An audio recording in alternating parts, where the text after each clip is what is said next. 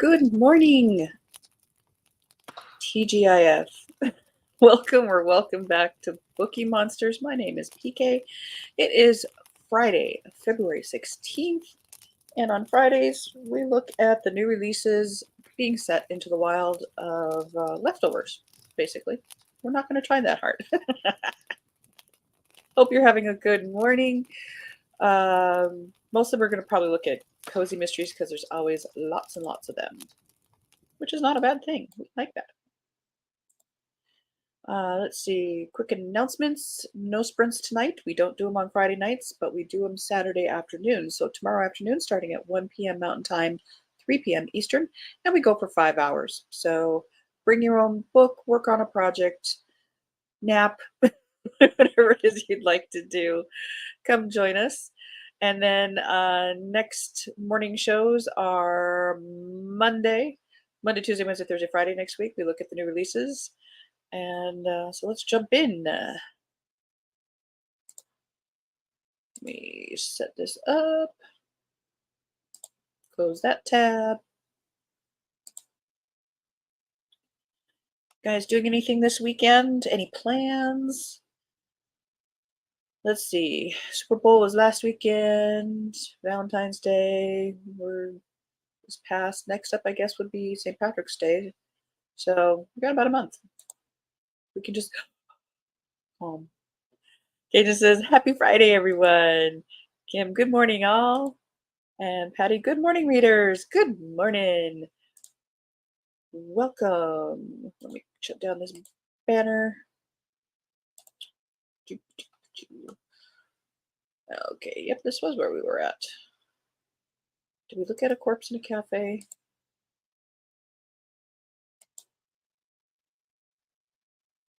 I can't remember. It's a Kindle Unlimited. 6 in the French Quarter Mysteries. I think we did. Because we were talking about Mardi Gras and stuff, so I think that was the one we ended on. Now, is he writing again? Or are these re-releases? Because I thought these were like already out.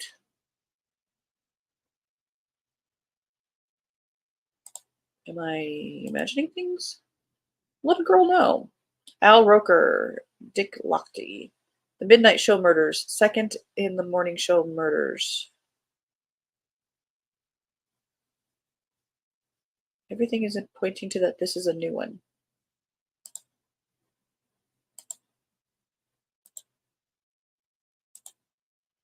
And he says, nothing planned, and I love it. Me too. Except drama of kids' middle school Valentine's dance tonight. Oh no! Oh man. Well, you know, you have to create memories that you can complain about. So, Cajun, has everyone any of the Al Roker books? I wonder if when he really wrote them, probably not. And if they're any good, I don't know. Somebody should read them and report back. Kim just planned to rest from all. Absolutely. You need to treat yourself well. I've not read any of them. Nobody reads these. Why are they being active? Well, somebody reads. All right, back to it. Celebrity Chef and Wake Up America! Exclamation point. Co-host Billy Blessing heads to Los Angeles in order to help launch O'Day at Night, a new late night show hosted by Irish comedian Desmond O'Day. LA brings up bad and bloody memories for Billy, but a special request from the head of the network sends him flying across the country. 20 years ago, before becoming a famous New York chef, Billy worked in LA at Chez Anisette. One unfortunate evening, the young hostess, Tiffany Arden, was murdered with a meat tenderizer. While Billy always suspected the head chef, Roger Charbonnet, to be the murderer, the case was never solved. Now back in a city he never thought he'd return to, Billy is confronted by Roger, who is still determined to exact vengeance. After a horrifying explosion during taping kills more than Desmond O'Day's chance at high ratings, Billy believes that he was the intended target and that Roger was somehow involved. But when politics, infidelity, and high finance get sprinkled in, the case turns out to have more ingredients than Billy ever imagined.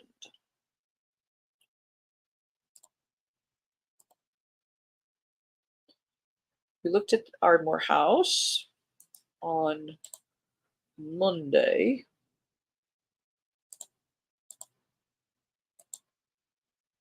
A Cookie to Die For.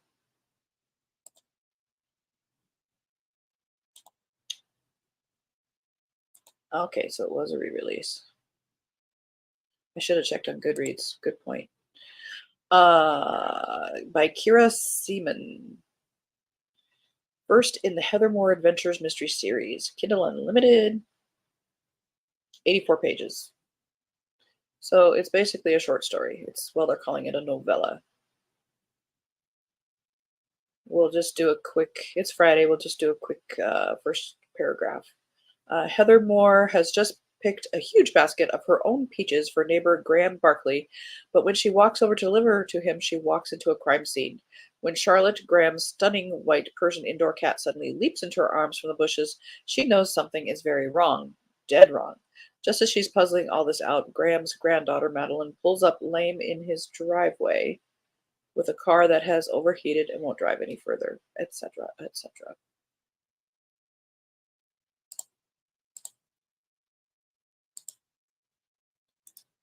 Cursed Waters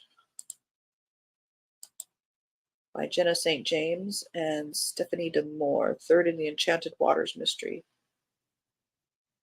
141 pages. This is a crossover from A Witch in the Woods mystery series. When a prominent realtor is murdered with a spelled edible pearl from one of Kira's Madelines, Detective Isla Sirtus is determined to prove her friend's innocence.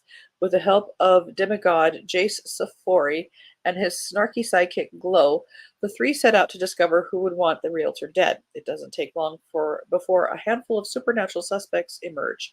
Between island hopping to investigate, celebrating a belated Thanksgiving dinner, dealing with her feelings for both Jace and what happened with her mother, Isla is struggling to compartmentalize everything.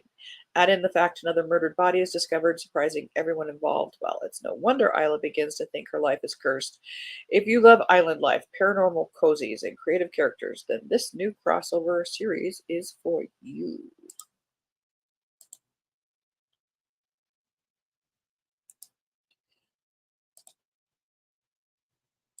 Does this win the title? Bamboozled Brides, number 32, 434 pages. Good for you, by Mildred Abbott. Gilded aspens, elegant wedding gowns, scrumptious cakes, and uninvited guests? With Katie's wedding mere days away and beautiful autumn weather, Winifred Page Lopez takes a calming breath, her maid of honor duties almost complete. Even Watson, Fred's corgi sidekick, puts aside his grumpiness as long as plenty of delicious morsels fall his way. He is good to go. What can be more perfect than a September wedding in the charming Colorado mountain town of Estes Park? Keeping those golden aspen leaves radiant for Katie is nature's responsibility. Ensuring Katie has a wedding is Fred's mission after an intruder's visit and murder too close to home. With the clock ticking and Katie's happily ever after hanging in the balance, Fred and Watson will chase down every lead and bang on every door to solve this mystery. But will Fred burn some dearly built bridges in getting Katie to the altar and off on her honeymoon? That was the book I just read. Sorry. I think coffee is required.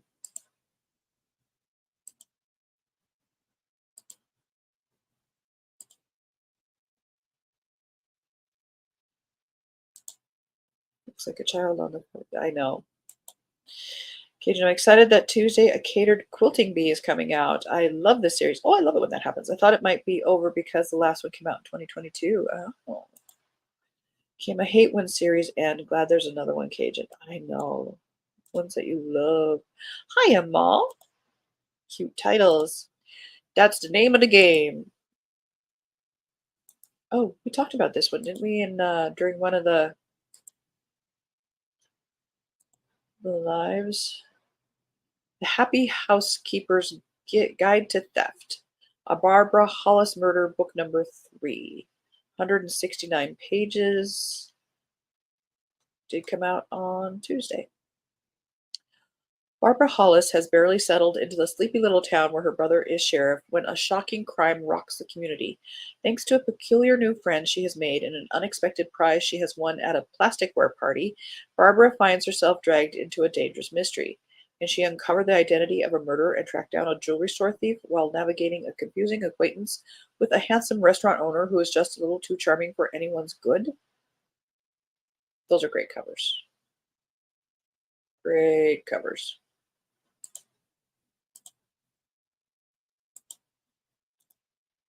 Dying to build.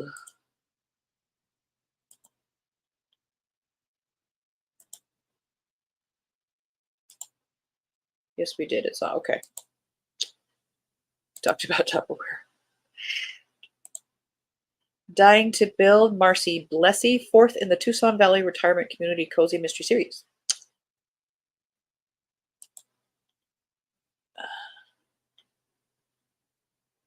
Dying to Build. Nailed it. Tucson Valley is weeks away from unveiling the new Roland Price Technology Center, which will make them the envy of all retirement communities in the country. But just as things are coming together, a key crew member is found dead at the construction site, throwing an unwanted spotlight on the trials and tribulations that seem to follow Rosie LaRue as she discovers another dead body yet again. Up against the clock and the pocketbook, will the murder be solved in time for the scheduled opening ceremony?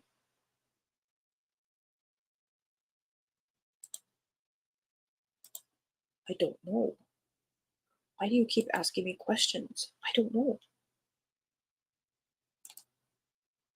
A Shot from the Blue.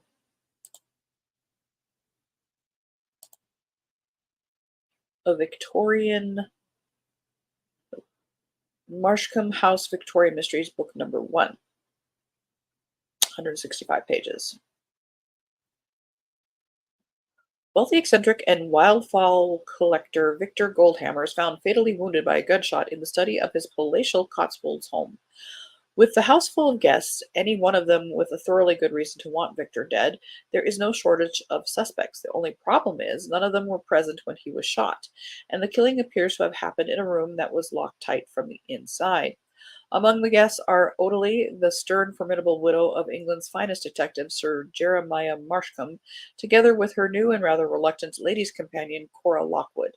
While they may not always see eye to eye, both women have one thing in common: a fierce determination to prove they can stand on their own 2 feet, and this might just be just the chance they have been looking for. A cunning killer seems to have pulled off the perfect murder, but they may just have met their match in Lady Marshcombe and Cora, if they can both just get through the investigation without coming to blows.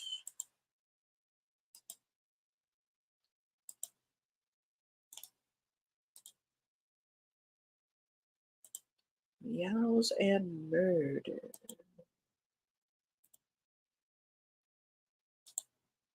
The older I get, the more I like retirement villages. Me too, Kim. I'd love to be able to afford. I know, man. I want to move to the villages in Florida. How many people are there? I mean, it's got to be like a town at this point. So it's not really a retirement village anymore. It's like a retirement city. Meows and Murder by L. Ren Burke, second in the Chatty Cat Cozy Mysteries. Brighton's friend framed for murder, not on his watch. A fundraiser for the town's lush community garden takes a sinister turn when Brighton finds his friend and the garden's caretaker, Miss Wanda, holding a bloody shovel over a body. The victim, the neighborhood grouch, who threatened to shut down the garden just the day before. With such damning evidence, it's whisker-twistingly clear. Wanda is the prime suspect. Brighton must scratch beneath the surface to zero in on the truth before Miss Wanda lands in a catastrophe. It doesn't take long for Brighton to realize that the victim was ensnared in vines of deception so deep and tangled, the more people wanted him dead than a cat has lives.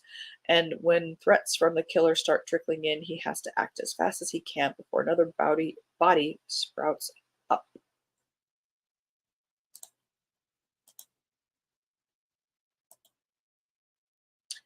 A Match Made in Murder.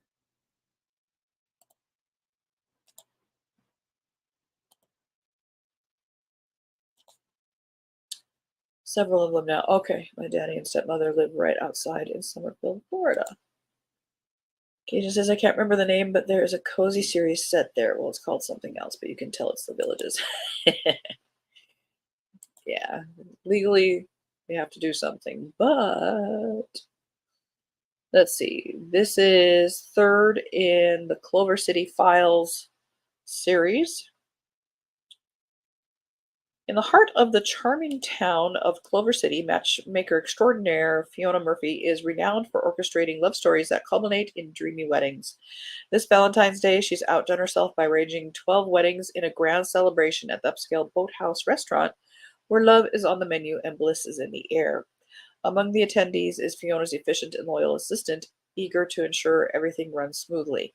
There's also an unexpected guest, Fiona's charismatic yet enigmatic, drinking game, ex-husband whose coffee. Yeah, it's morning. We're drinking coffee. But the word enigmatic. Ex-husband whose presence adds a layer of complexity to the festivities. However, as the festivities kick off, a hushed realization sweeps through the gathering. Someone is conspicuously absent. The joyous occasion takes a dark turn when a lifeless body is discovered, casting a shadow over the day meant for love and celebration. Suddenly, the boathouse transformed from a haven of romance to a crime scene, and everyone present becomes a suspect. With the victim silenced forever, secrets, grudges, and long buried emotions rise to the surface. The task of unraveling the twisted threads of this romantic tragedy falls into the hands of the local patrons, as the boathouse becomes a stage for a murder where the appetizer is suspicion, the main course is intrigue, and the dessert is justice. Bonus recipes included.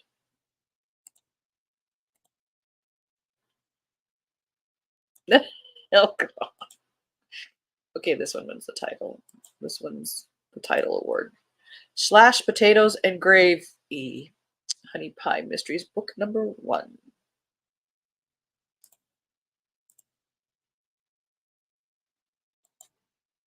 I did like that cover. It was kind of scary. Remember what it's called? Let me know. I absolutely love it there. Okay, I'll look through my Goodreads and see if I can see it. And last time I was there, my daddy was showing me an area with tiny houses. Very big. I didn't mean that. This is by Joanne Keeter. First in the Honey Pie Mysteries. Honey Pie Sweetwater life is a recipe for disaster. Her culinary career in San Francisco is burnt to a crisp. Her sterling reputation tossed out like last week's leftovers, and now her home is slipping through her fingers like fine sand. Just as she's about to surrender to fate, a ghost from the past delivers a bombshell. Her beloved grandmother didn't die; she was murdered. Clutching the deed to a quaint diner on the rugged coast, Honey Pie whisks back to the salty sea air of her youth to unravel a mystery that's been marinating for years. In a town bubbling with secrets, every friend could be a suspect and every enemy a clue. As the plot thickens and an enigmatic drinking game blast from the past steps out of the shadows, Honey Pie must face a bitter truth. The most dangerous ingredients in this simmering scandal are her own buried secrets.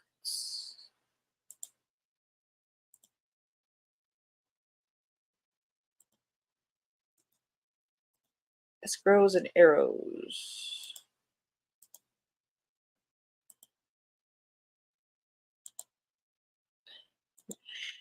Like the idea of tiny houses, but I think I might get it on my own after a while with limited space. Exactly. I mean, a tiny house for me would be the bookshelf. I need another tiny house to live in. Escrows and Arrows by Rachel Lynn. This is 6th in the Holly Day Mysteries. Love is in the air, but murder comes in with the tide. Freezing temperatures in Sanctuary Bay set the stage for a steamy Valentine's Day ball at the yacht club. Event decorator Holly Day works her magic to create a romantic evening for guests, but when Cupid's arrow misses its mark and leaves a notorious Playboy developer dead in the water, a chilling wave of suspicion washes over the town.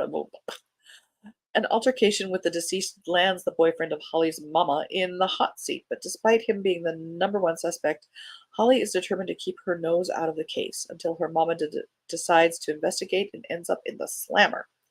Dragged into a complicated mystery, the mother-daughter sleuthing duo wade through clues and fish for suspects, but when the net they've cast drags a decades-old secret to the surface, Holly's own romantic relationship is left hanging by a thread. In Too Deep, Holly and her mama continue trolling for a killer, But with each new piece of the puzzle, the stakes rise, and Holly fears a solution to the case might leave her with a broken heart.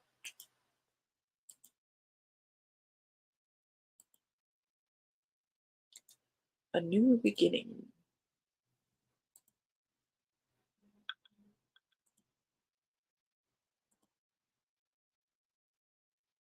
by Courtney McFarland.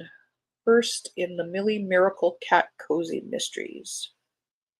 Kindle Unlimited, 157 pages. Checking the date. We are good. Olivia Sutton just moved to Timber Falls, a little town hidden in the mountains of Colorado, with the goal of starting fresh and leaving her past firmly in the rearview mirror. She's got a plan and some hard-earned savings. How hard could starting over be? While she's scouting locations to start a new bookstore, she discovers a bedraggled stray cat and something far more sinister. Will the people in her newly claimed hometown believe she's innocent? Is she losing her grip on reality, or is her new cat capable of strange things? Join Olivia and Millie the cat as they work together to save Olivia's reputation, find a killer, and begin living their new lives. I think the cat did it. The cannoli caper. The cannoli. Grab the cannoli. That's a fun word. A travel cozy mystery, book number 10 in the Perfectly Proper Paranormal Museum Mysteries by Kirsten Weiss. 107 pages. Just made it. X-Files Italian style. Paranormal museum director Maddie is navigating the waters of post-breakup life in sunny Sicily. But there's no time to wallow as she prepares to play bridesmaid for her famous sister's castle wedding. But are the pre-wedding celebrations a veil for something sinister? Because Maddie is snatched from Sicily's cobbled streets and thrust into a quirky caper of misadventures and murder. And when a man from her past rushes to her rescue, Maddie must face uncomfortable questions about her heart and her family. And the biggest question of all, can Maddie stop a killer before he strikes again? I don't know. Well, we are out of time. It was just me, or that go by really, really fast?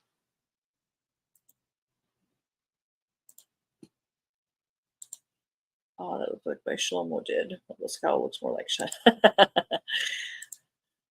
Alrighty. Well, guys, thank you so much. Hopefully you got some ideas of what to read or maybe what not to read. That is also sometimes helpful. All right. Just to go over the announcements again, no sprints tonight. We don't do them on Friday evenings, but we do 5-hour sprints tomorrow afternoon at 1 p.m. Mountain Time, 3 p.m. Eastern. And we'll be back on Monday morning to look at the Cozy Mysteries being released into the wild next week.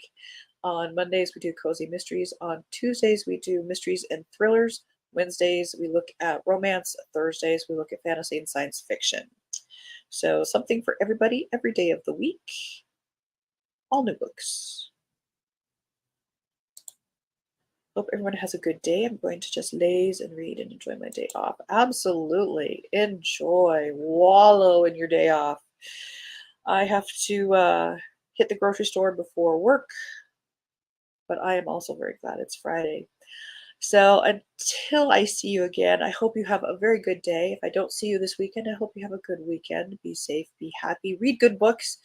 And as the banner says here, don't be a bookworm, be a bookie monster. Om, nom, nom. Have a good day. God bless.